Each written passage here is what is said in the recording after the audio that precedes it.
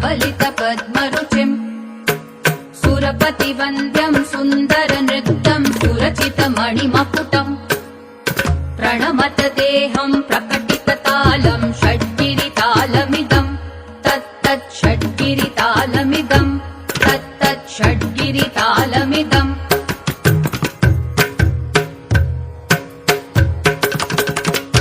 लम्बोदरवर कुञ्जासुरकृत कुङ्कुमवर्णधरम् श्वेतसशृङ्गम् मोदकहस्तम् प्रीतिसपनसफलम् नयनत्रयवरनागविभूषित नाना गणपतिदम् तत्तत् नयनत्रयवरनागविभूषित नाना गणपतिदम् तत्तत् नाना गणपतिदम् तत्तत् नाना गणपतिदम्